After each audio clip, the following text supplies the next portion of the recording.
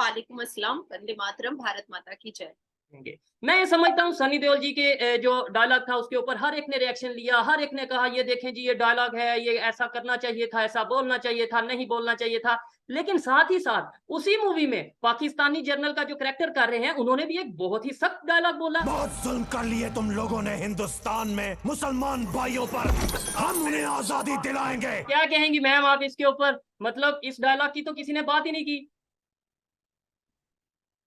हिंदुस्तान की बेटियां ना माँ सरस्वती को अपने रूम में रखती हैं, हिंदुस्तान की मुसलमान बेटियां।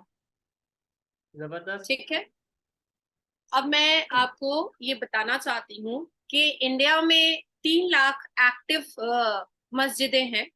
पॉपुलेशन पूरी दुनिया में सेकंड लार्जेस्ट पॉपुलेशन है मुसलमानों की। इस हिंदुस्तान में 72 फिरके मुसलमानों के रहते हैं।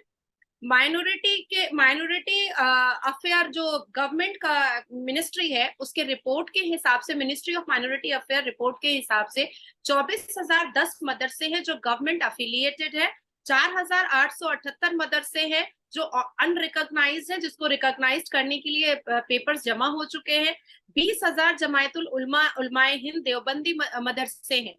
पाकिस्तान में 2.5 मिलियन स्टूडेंट्स, मुस्लिम स्टूडेंट्स हैं जो पढ़ने वालों में से हैं, लेकिन सिर्फ आपके इस्लामिक देश में 30,000 मदरसे हैं।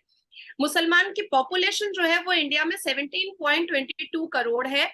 28,276 गवर्नमेंट स्कूल, उर्दू स्कूल है इंडिया में। 16,382 जो है वो प्राइवेट स्कूल है, उर्दू स्कूल इंडिया में। पाकिस्तान में पहले 1947 में 300 टेम्पल्स हुआ करते थे, अब मात्र 11 बचे हैं, जिसमें से 2 ऐसे टेम्पल्स हैं जिसमें अभी भी रथ यात्रा और उसका मेला लगाया जाता है, जिसके मेले और रथ यात्रा पर भी पाबंदियां लगाई गई हैं। श्री हिंगलाज माता टेम्पल और श्री रामदेव पीर टेम्पल। अब शोएब भाई, मैं आपसे ये भी डिस्कस करना चाहूंगी कि कहीं ना कहीं हिंदुस्तान की युवा पीढ़ी जो है ना, अब वो नाच गाना और रोमांस उन चीजों से दूर हट करके सब्जेक्टिव मूवीज को ज्यादा पसंद करने लगी है। जैसे द कश्मीर फाइल्स आई, द केरला स्टोरी आई, the diary of west Bengal आई, 72 हूरें आई, उसके बाद फिर द अजमेर 92 आया। तो उसी तरीके से गदर 2 एक प्रेम कथा जो दिखाया गया है, जिसमें सनी देओल ने ये भी कहा है कि हाँ पाकिस्तान जिंदाबाद, पर उनका हाँ। गुस्सा तब आया जब उन्होंने कहा कि आप मुझे कह रहे हो पाकिस्तान जिंदाबाद कहने के लिए, तो मैं क्यों दे रहा हूँ, कोई बात नहीं है, आप अपने देश को जिंदाबाद कहोगे, मैं आपके साथ अगर कह देती हूँ तो इसमें कोई बुराई नहीं है, मुझे तो बुराई नहीं नजर आ रही है। तो इंडियन के जो थॉट प्रोसेस है उसको वहां पर दर्शाया गया है। लेकिन अब आप मुझे फोर्स करोगे कि अब मैं अपने हिंदुस्तान के बारे में कुछ नेगेटिव बोलूं, तो दिस इज नॉट पॉसिबल ना,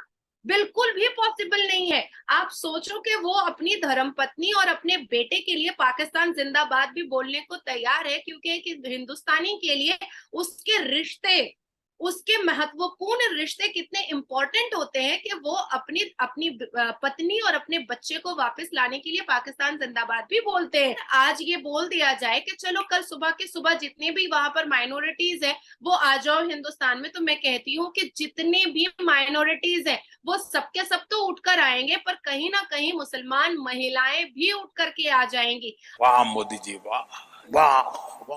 आपके ही कितने इंटरव्यूज में मैं आपकी बात को थोड़ा सा मैं ये कहना चाहता हूँ, मैं खुद बहुत हैरान हुआ। मुझे मेरा माइंडसेट ये था कि भाई जो पाकिस्तानियों के माइंड में, मेजोरिटी के माइंड में बहुत लोग हैं जो मोहब्बत भी करते हैं, पॉजिटिव सोचते हैं, लेकिन मेजोरिटी के माइंड में इंडिया को लेकर नफरत, नेगेटिविटी डाल दी गई है। अगर हम जाके पूछेंगे जी भाई बॉर्डर खुल गया तो आप जाएंगे, तो वो डेफिनेटली ये कहेंगे नहीं नहीं नहीं हम नहीं जाएंगे, हम भूखे मर जाएंगे लेकिन नहीं जाएंगे। बट जब मैंने रिएक्शन लिया कि भाई अगर ये मूवी में बोला गया है कि अगर ऐसे ही सच में होता है तो आप जाएंगे, आप बिलीव करें। और अगर किसी को मेरी ये बात झूठ लगती है, मैं उसे चैलेंज करता हूं, आजे मेरे साथ रोड पे, आजे पब्लिक से पूछते हैं। इसमें मुस्लिम, हिंदू, सिख, ईसाई किसी की बात नहीं कर रहा, जो भी रैंडमली लाहौर में आ जाए, कहीं पे भी आ जाए, 10 में से आप 10 लोगों से पूछेंगे तो ऑलमोस्ट तकरीबन और कुछ नहीं तो 5 लोग, कम से कम 4-5 लोग ये जरूर कहेंगे। और वो वीडियोस मौजूद है सोशल मीडिया पे जो हमने रिएक्शन लिए हैं।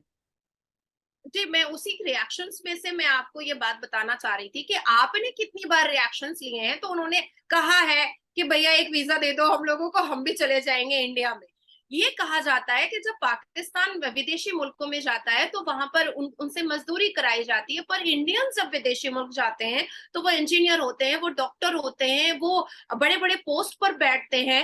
वाह मोदी जी, वाह वाह। तो ये एक चीज है जिसको हमको मानना पड़ेगा। अभी हालिया में मुझे पिछले 15 दिन से पाकिस्तान का एक बंदा बहुत डिस्टर्ब कर रहा है और बहुत बेहुदा बातें वो वॉइस रिकॉर्ड करके भेजता है।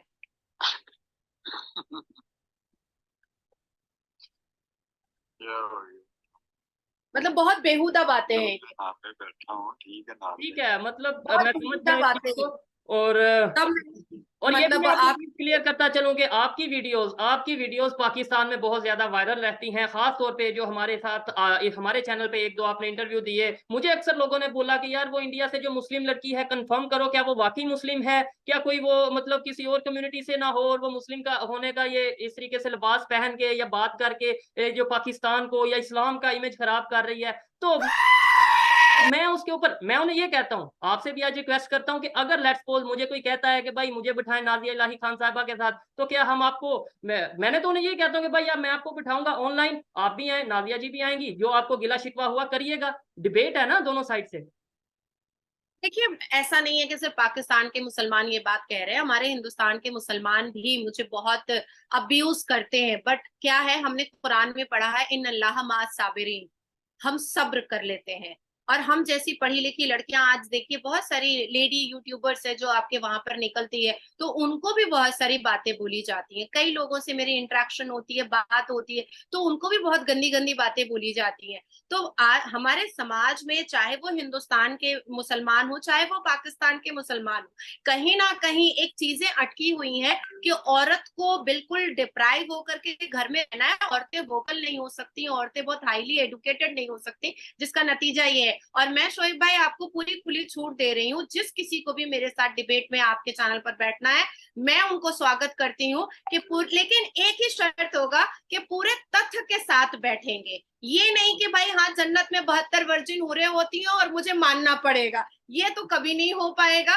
पूरे सबूत और तथ्य के साथ बैठे, जैसे मैं आपके साथ आज पूरे डेटा के साथ मैंने आपको बताया।